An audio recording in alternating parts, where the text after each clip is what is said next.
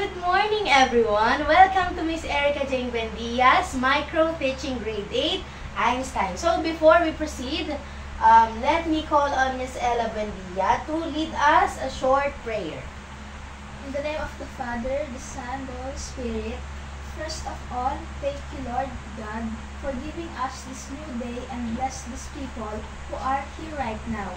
Lord, guide us as we start our class and give us wisdom to understand all the topics we will about to tackle today. May we learn new knowledge and put the lessons in mind. In Jesus' name we pray, Amen. Okay, thank you so much. So,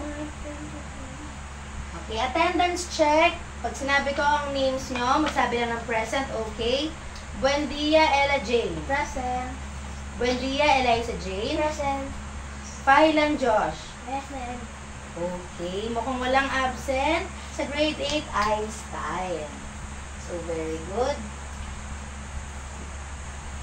Yan. Our topic for today is, pakibasa po ng ating topic. Recognizing positive and negative messages in text. Okay, recognizing positive and negative messages in text. Yan.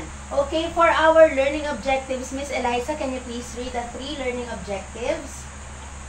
To determine that this message of this text. To identify positive and negative messages. Generate from a specific material.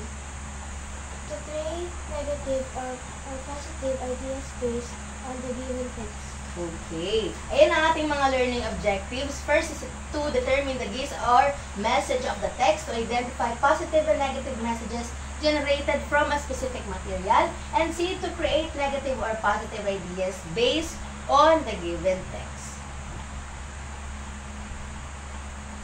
Yan. Magkakaroon muna tayo ng short activity before we proceed sa proper discussion. So, lalagyan nyo lang ng sign, ng positive sign if the word ay sa tingin nyo ay positive, and negative sign kapag ang word ay sa tingin nyo ay negative. So, kay Miss Eliza po, kanya po ang first 5. So, pakilagay po, Miss Eliza, kung naiintindihan yung instruction. Sige po.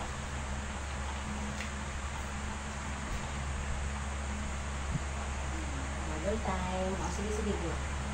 Used.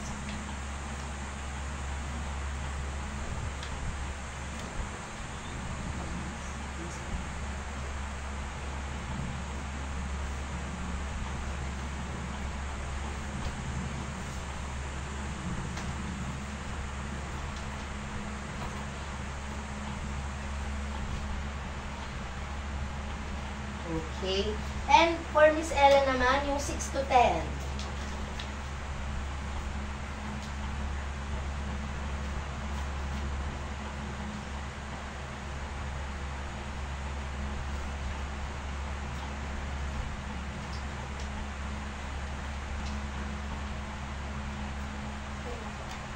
Okay. So, check muna natin kung tama ang inyong mga sinagot. Wait lang, back natin. Okay, used. Okay, ang used po ay isang positive word. Next naman, ang bewildered ay isang negative word. Ang disappointed ay isa ding negative word. Tama. So, nasa na ba? Ang disappointed ay isang negative word. At ang encourage ay isang positive word. So, let's proceed naman sa envious ay isang negative word. Happy ay gloomy ay isa siyang negative word. Ang happy ay isa siyang positive. Hopeful, positive, and defeated is a negative word. Okay, it seems like meron na kayong prior knowledge about our topic dahil isa lang ang nagkamali. Ay, tama. Isa lang ang mali sa word na gloomy. Dahil ang gloomy, ibig sabihin po ng gloomy ay very sad. That's why it's a negative word. Gets ba? Okay, very good.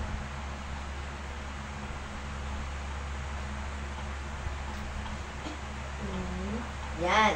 Our actions, either verbal or non-verbal, convey messages. So, pakibasa po, Miss Ella, ng ibig sabihin ng message. Message is defined as a verbal, written or recorded communication sent or left for a recipient. It may also be significant political, social, or moral point that is presented by a film, speech, or gestures. Okay. Kayo ba, saan kayo nakaka-receive ng message? Sa mga text messenger. Sa messenger. Ikaw, saan ka, Miss Ella? Nakaka-receive ng mga message? Sa mga text po. Sa mga text, mga through online. Okay. Ang message kasi ay isang communication. Kapag merong message, of course, merong sender at merong receiver. Siya yung tumatanggap ng message. Sender, nagsasend ng message. Receiver, kumukuha ng message. And of course, kapag nag-message natin ng isang tao, lagi tayo nag-a-ask for what? Kapag nag-reply. Diba? Opo. Reply. Ang tawag sa reply, nag-iumpisa sa F. Ibang term ng reply is what? Back. Feedback. Okay, very good. Feedback ang iniintay natin kapag tayo ay nag-send ng messages. Okay. So, dito papasok ang ating second topic. Pakibasa po, Miss Eliza. These messages can be categorized depending on this purpose. One possible purpose of a message Is is to to persuade. Specifically, a persuasive message is a request for action, and it may appeal to logic or to emotions. Okay, persuasive message. Ang persuasive message ay, ibig sabihin ng persuasive message ay panghihikayat. Okay? Ngayon, ang purpose kasi ng isang message ay panghikayat. Kasi syempre, pag ikaw ang sender, mag-send ka ng message sa receiver. And after that, yung receiver mag-a-ask ka for a feedback para magkaroon ng communication. Okay? Kaya, ang isang persuasive message ay napakahalaga para magkaroon ng communication ang sender at ang receiver. So, I hope nagigets nyo yung ating topic. Yan. So, meron ba kayong alam na any positive or negative words? Please raise your hand. Okay, Miss Ella. Beautiful po. Beautiful. Okay, it's a positive word. Opo. Ikaw, meron kang alam na negative or positive word?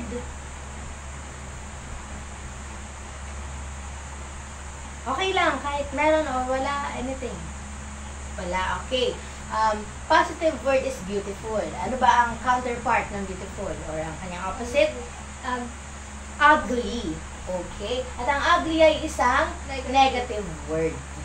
So, dito malalaman natin yung mga positive message or words, magiging familiar tayo and magiging familiar din tayo at the same time sa mga negative messages. Ayan. Positive persuasive messages. Ako na po ang magbabasa. Positive persuasive messages, it points out the good things that can happen if people follow a course of action or if they follow the right path. So, ibig sabihin ng isang positive message is maganda yung mga bagay na sinasabi mo sa isang tao or sa isang talakayan. So, ito yung mga examples ng positive messages. Yan, pakibasa po lahat. Okay, sabay-sabay tayo. In 3, 2, 1, go. Sympathetic, tolerant, generous, caring, well-meaning, candid, truthful, straightforward, honest, celebratory, praising, glorify, honor, diplomatic, thoughtful, formal, respectful, factual, joyful, positive, and optimistic. So, very good. Maghanap tayo dito ng word na familiar kayo. Anong gusto niyong word? Generous po. Generous? Okay, generous. Ibig sabihin ng generous ay Mapagbigay. Mapagbigay. Very good. Ano pa dito? Sige, hanap pa tayo ng word na gusto nyo matutunan. Ikaw, Miss Eliza, meron ka bang word? Respectful. Respectful. Anong ibig sabihin respectful? Galang. Magalang. Very good. And another one. Sige, hanap pa tayo. Ano kayo? Joyful po. Joyful. Ano ibig sabihin ng joyful? Masayahin. Masayahin. Sino masiyahin dito? Ako po. Okay, masiyahin. Last one. Sige, meron pa mga words dyan.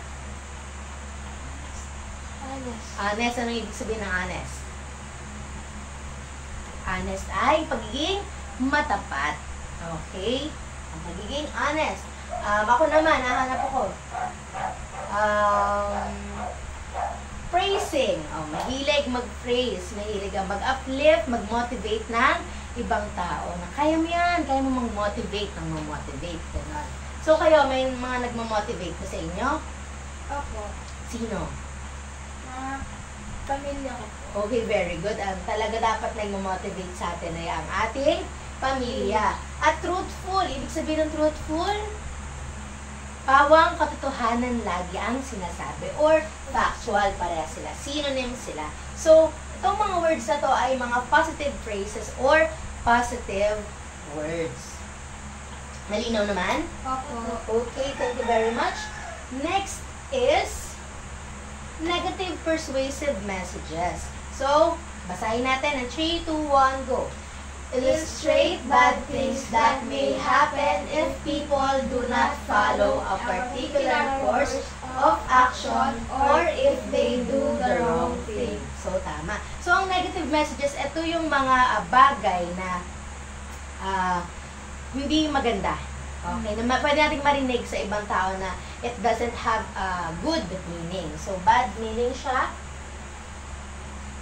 Okay, and for example, aggressive, 1, 2, 3, go. Aggressive, hostile, argumentative, forceful, annoyed, offended, angry, threatening, apathetic, indifferent, unemotional, arrogant, disdainful, overbearing. Okay. Ano yung mga negative dito?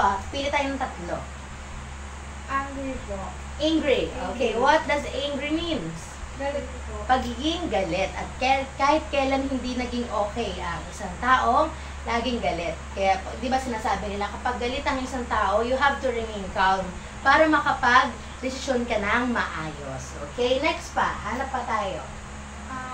Arrogant. Arrogant, arrogante, mayabang. Okay? Kahit kailan hindi naging okay ang isang taong mayabang. Dahil ano dapat nating isipin? Dapat lagi tayong kumbaba or pagiging humble. Okay, and last one. Sige, ako na lang. Argumentative. Ito yung mga tao na laging gusto ng argument. Okay, lagi nakikipagtalo. Kahit hindi naman kailangan. So, lagi lang tayo mag-remain calm. So, malapit na tayo matapos, guys. Ayan. Tono. Ang tono ay refers to the emotion or attitude that the writer embeds in writing. Napakahalaga na maayos ang ating tono sa pakikipag-usap. So, for example, ayan, dito. You made an A on the test.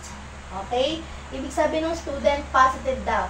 That's an incredible news. Siyempre, sabi ng teacher kasi ay naka-A ka, kaya dapat ikaw ay positive. Diba?